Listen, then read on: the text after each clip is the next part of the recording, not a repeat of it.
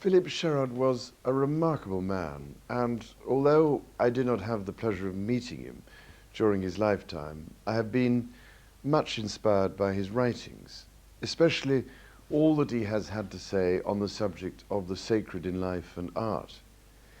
I was therefore delighted to hear that the Temenos Academy, of which I have the great pleasure of being patron, was establishing a Sherrard lecture with the generous support of Eileen Guggenheim, who is one of the trustees of my Prince's Foundation in Shoreditch.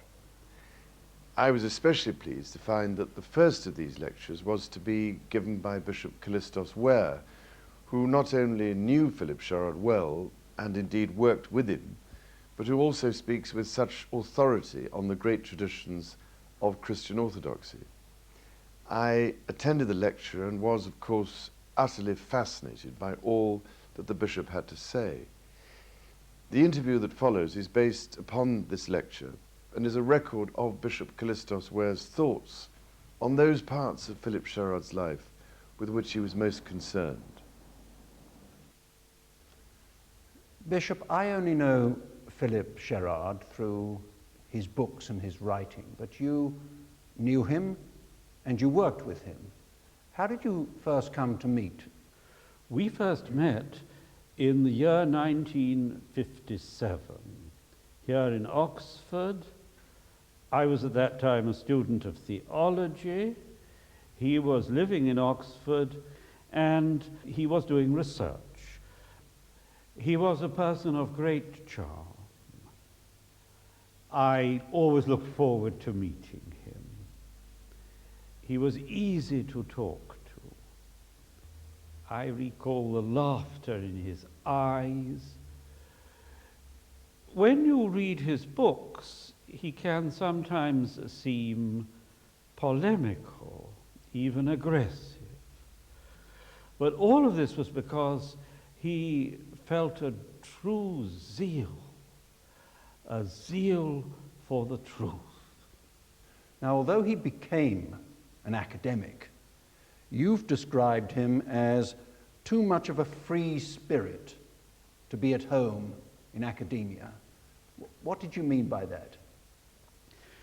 If he had wanted, he could have had a conventional career teaching in a university.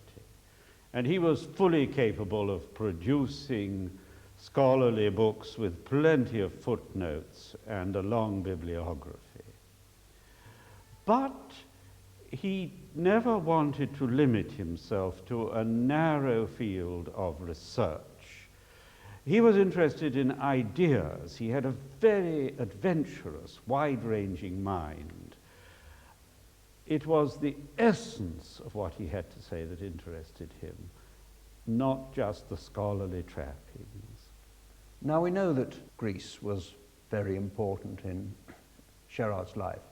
And I think he came to Greece for the first time as an officer in the army in the Second World War.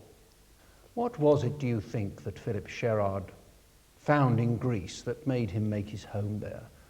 He discovered in Greece a place of tradition where there was a sense of the sacred, a way of life where people lived according to inherited patterns in close contact with the world of nature. He found this traditional attitude in several places. He found it in Greek poetry, and his first book was about modern Greek poets. But he also found it in the life of the Greek Orthodox Church. So he discovered the land of Greece, Greek poetry, and Greek orthodoxy at the same time. Yes. Philip built himself a home at Catania, which I think you visited. Tell me something about Catania. He fell in love with it at once. He felt at home, that this was where he belonged. Mm-hmm. He valued its seclusion. He would never have a telephone there, and even he didn't have electricity either. But he made it a place where his friends came, a place of hospitality and meeting. And later, with his wife Denise, he built a chapel. Yes, in his last years, he and Denise, with the help of local craftsmen, built a chapel according to traditional architectural patterns, out of organic materials, beautiful stone and wood. And after his death, you consecrated the 3 years after his death, I had the great joy of going out to perform the consecration service. Now there are plans to decorate the chapel with frescoes.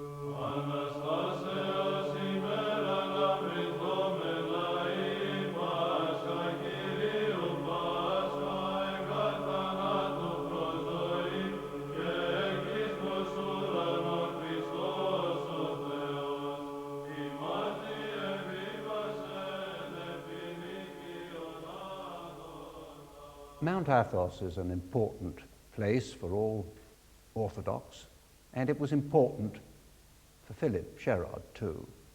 Tell me something about the Holy Mountain. Philip valued the Holy Mountain first as a place of great natural beauty, an earthly paradise. He loved walking on the old paths, which have in our time become often disused and overgrown. But are now being Restored. Yes, indeed.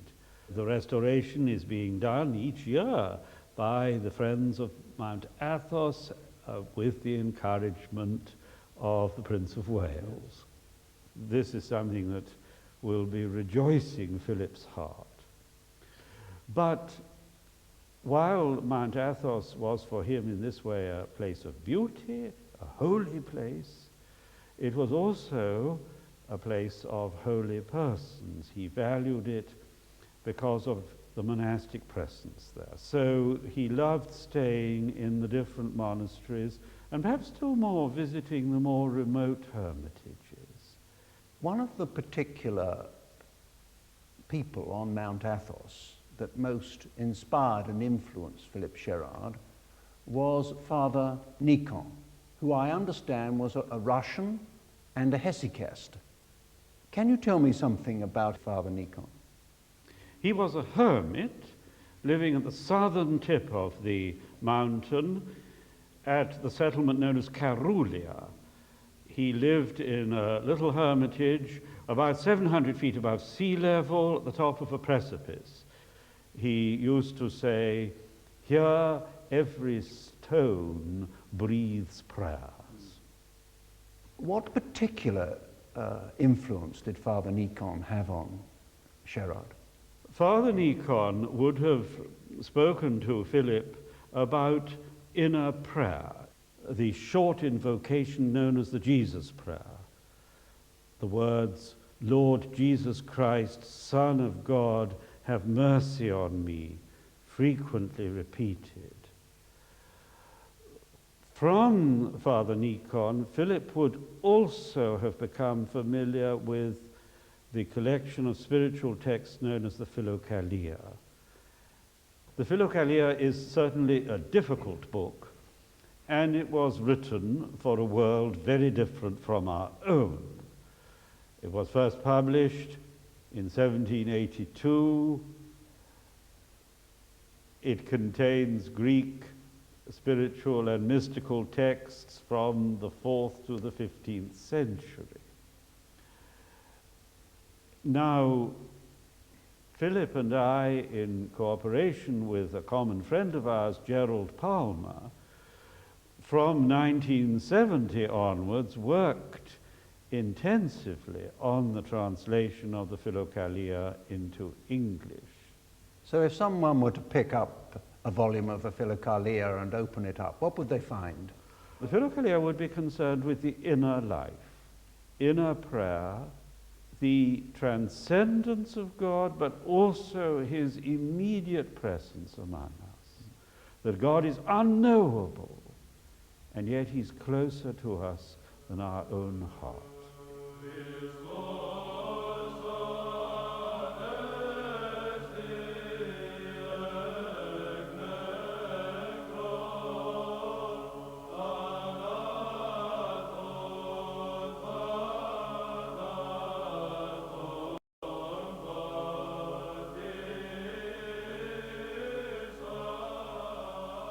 In the foreword of Philip-Sherrard's last book, Christianity, Lineaments of a Sacred Tradition, you said that the opening chapter, the meaning and necessity of sacred tradition, summed up Philip's vision of the truth. What did you mean by that? Let's think about the two words, tradition and sacred. Philip attached great value to tradition, seeing it not as something dead and archaeological, but as a living reality. He says that tradition is the preservation and handing on of a method of contemplation, not just texts written in books, but a way of looking at the wholeness of reality, at God, at ourselves and one another. He believed very strongly that we attain truth through following a recognized tradition. We need to receive the truth, not simply to make it up as we go along. In his case, orthodoxy. In his case, orthodoxy, but he recognizes other traditions as also truly transmitting truth. What did he mean by the sacred? He meant anything in which the divine was present. He believed that if a thing is sacred, it points beyond itself to the divine realm. It contains within itself dimensions of eternity. And in fact, Philip believed that everything was sacred. If we think things are secular, that is because of the failure of our own vision, not because the thing is in itself secular. He thought of God as being both transcendent and immanent. God is above and beyond everything, the creator, the other, but at the same time, God is everywhere present, at the heart of everything, the core of its core. And in this he saw a special role for man. He did indeed. He believed that yes, all things are sacred because the divine is present in everything, but he considered this was a fallen world. It has been distorted by human sin. The true beauty and wonder of the world has not been abolished, but it's certainly been obscured. And he believed it was our task as human persons to uncover the sacred dimension, to reveal the divine presence, to offer the world back in thanksgiving to God.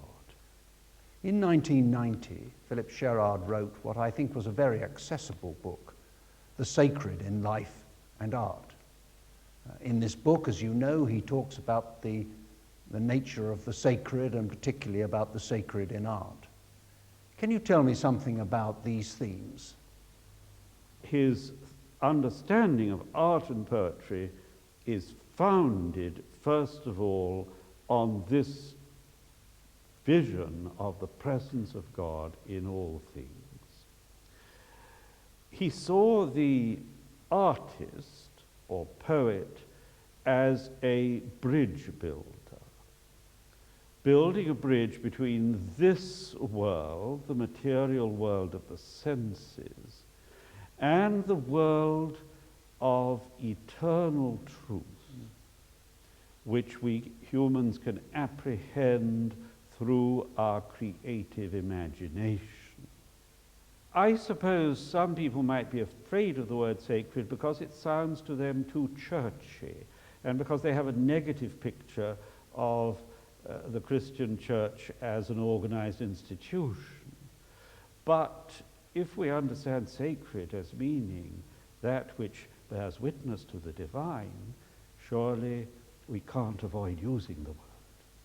We're sitting here in the Orthodox Church in Oxford, and of course we're surrounded by icons. And Those, I suppose, are the mark of what you expect to find when you go into an Orthodox church. So iconography must have been something which he took a particular interest in. He had some very valuable things to say about the icon.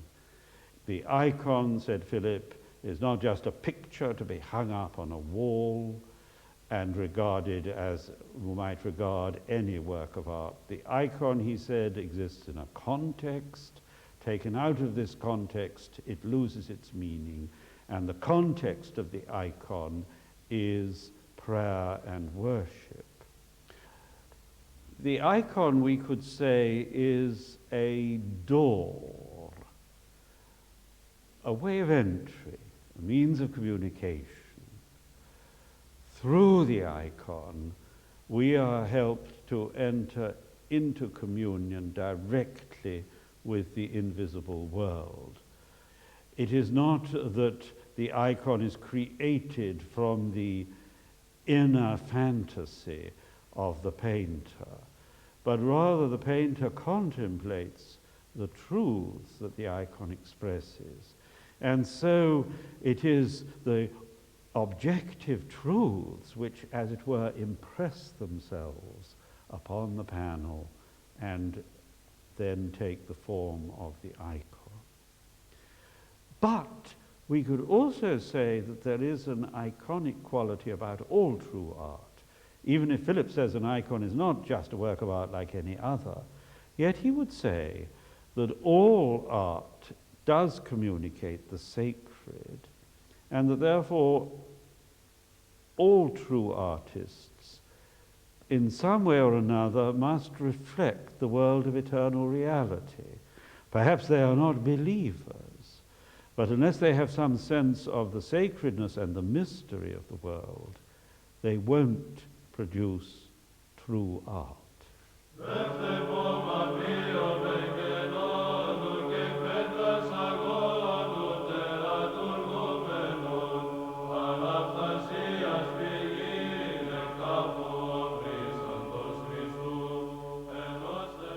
When I read the work of Philip-Sherrard, I feel that despite his reference to tradition, he really has something to say which is most relevant to us in the 21st century.